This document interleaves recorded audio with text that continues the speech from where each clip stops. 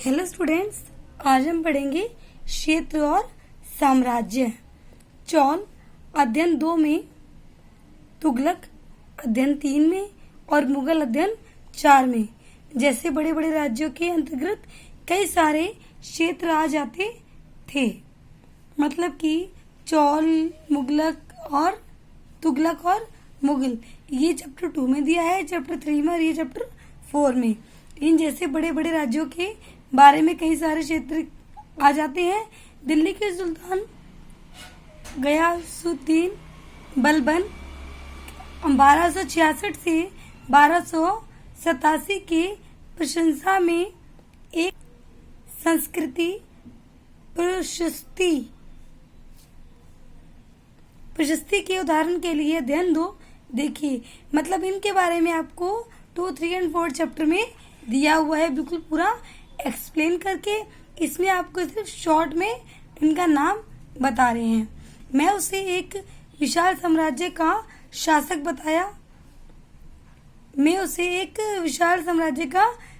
बताया गया है, जो पूर्व में बंगाल गौड़ से लेकर पश्चिमी में अफगानिस्तान के गजन तक फैला हुआ था। मतलब इन सबको, इनमें जो पार्ट 2 है, इसमें इसके बारे में बताया है कि ये बहुत ज्यादा बड़ा साम्राज्य है और पूर्व में बंगाल में से लेकर पश्चिमी तक अफगानिस्तान के गजनी तक फैला हुआ है। और इसमें संपूर्ण दक्षिण भारत भी आ जाता है। मतलब पूरा दक्षिण भारत भी इसी में आता है। गौड़, आंध्र, केरल, कर्नाटक, महाराष्ट्र एंड गुजरात आदि भिन्न भिन्न क्षेत्रों के लोग इसकी सेना के आगे, यहाँ पे ये क्षेत्र दिए हुए हैं अलग अलग, सेना के आगे पलायन कर जाते थे। मतलब उनका पलायन ये वहां कर जाते थे, बड़े बड़े जगहों पर, यहाँ पे ये नाम क्षेत्र के नाम दिए हुए हैं। ठीक है। इतिहासकार विजय अभियान के इन दावों को अतिशयोक्तिपूर्ण मानते थे। जो इतिहासकार हैं बड़े बड़े, वो इन्हें अतिशयोक्तिपूर्ण मानते थे, मतलब कि बहुत ही ज्यादा इम्पोर्टेंट।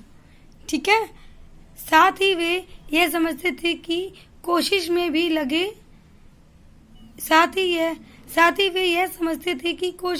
लगे रहते हैं कि शासक लोग इस उपमहाद्वीप के भिन्न भिन्न भागों पर अपने अधिकार का उल्लेख क्यों करते रहते हैं।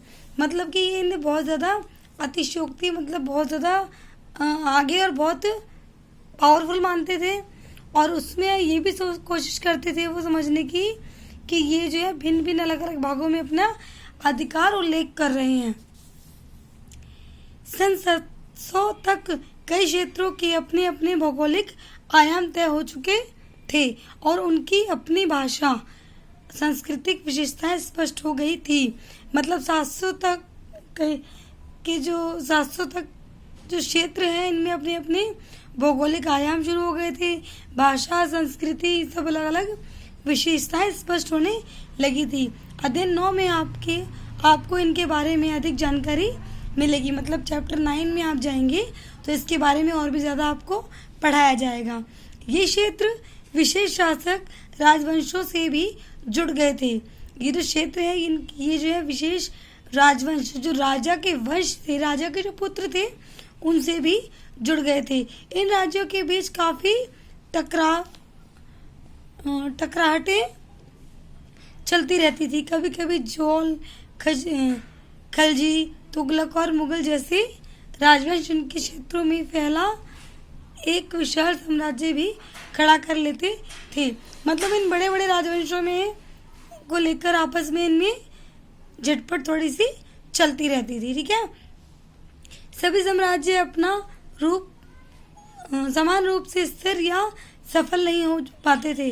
मतलब कोई भी जो है साम्राज्य है, वो समान रूप से सफल नहीं हो पाता था, एक दूसरे से कंपटीशन करते रहते थे। उदाहरण के लिए अध्ययन 3 और अध्ययन 4 की तालिका 1 में 1 की तुलना कीजिए। खलजी और मुगल वंश के शासक कितनी अवधि तक चले। मतलब चैप्टर 4 में आपको बताएंगे कि ये लोग अपनी कितनी कितनी अवधि तक चले, कितनी कितनी अवधि आगे बढ़ाई इन्होंने, प्रोसेस कितना आगे हुआ इनका।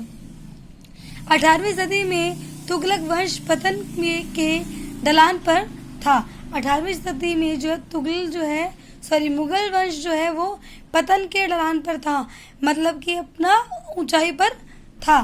फलस्वरूप क्षेत्रीय राज्य फिर से उभरने लगे, और क्षेत्रीय राज्य फिर क्या हुआ, और ज़्यादा उभरने लगे। ये अध्ययन 10 में आपको दिखाएंगे। लेकिन वर्षों से जो क्षेत्रवर्षीय साम्राज्यों का शासन चल रहा था, उसमें क्षेत्रों की प्रकृति बदल गई थी।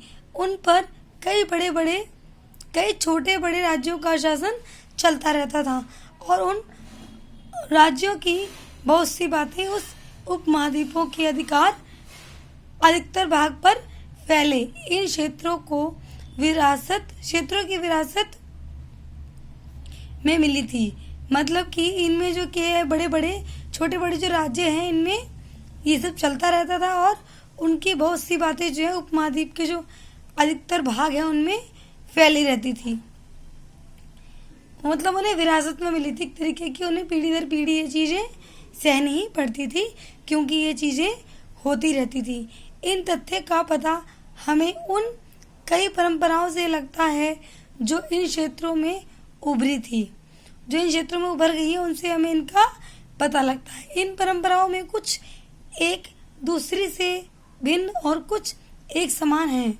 इन परंपराओं में कुछ एक दूसरे से अलग है और कुछ एक बराबर हैं। ऐसी परंपराएं हमें प्रशासन, अर्थव्यवस्था के प्रबंध, उच्च संस्कृति तथा भाषा के संदर्भ में मिलती हैं। ऐसी परंपराएं जो हैं वो हमें प्रशासन जो है उसके अर्थव्यवस्था के प्रबंध में और ऊंची संस्कृति में भाषा के बीच मिलती हैं, भाषा के रूप में।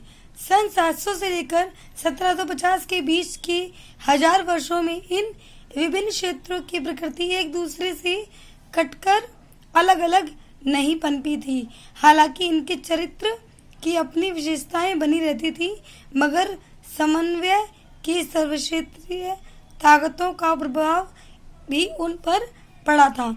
मतलब कि ये अलग अलग होकर कोई भी उभर नहीं पाते थे, और इनकी सबकी अलग अलग विशेषताएं रहती थी, और इनका सर्वक्षेत्रीय जो है वो ताकतें एक दूसरे की समन्वय रहती थी, मतलब एक दूसरे के ऊपर समान प्रभाव डालती थी, लेकिन ये कोई भी जो है उभर नहीं पाते थे।